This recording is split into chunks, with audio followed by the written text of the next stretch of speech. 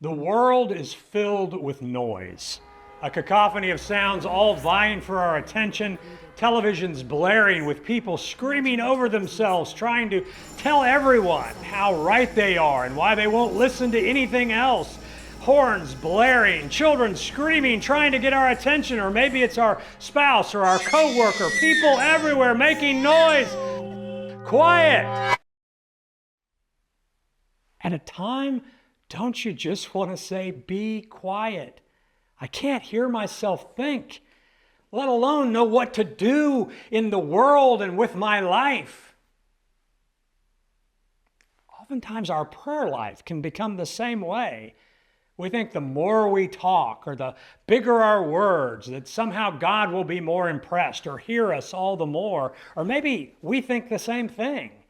We check off a list and then we go about our way, not stopping to listen.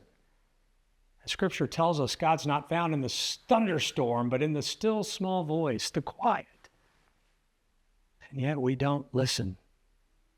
Grace and peace to you, Nativity family and friends. Today I'm coming from the back of our chapel, which I think is a quiet space. I'm next to our votive stand where you can light a candle representing a prayer or a petition for a loved one, for yourself, for the world. Today I've lighted several candles for those who have recently died, as well as some other concerns. But in this light and this quiet is a reminder to listen for God, not just to speak my cares and my concerns.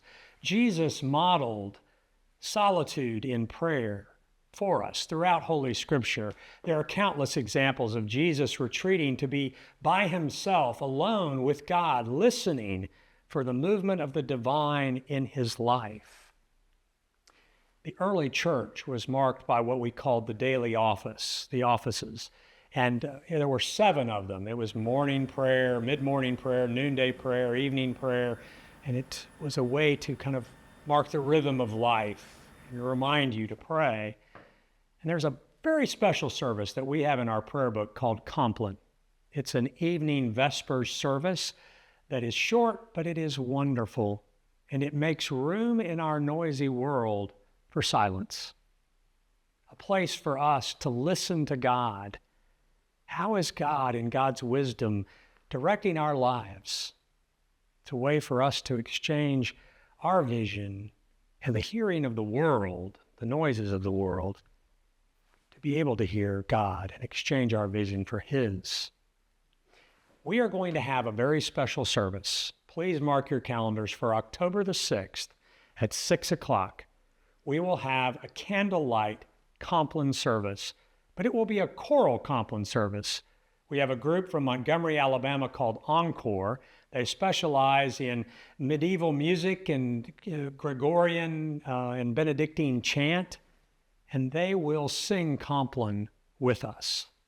And it will be hauntingly beautiful, and there will be room for silence, and there will be room for all of us to listen to the movement of God in our lives, in our church, and in the world.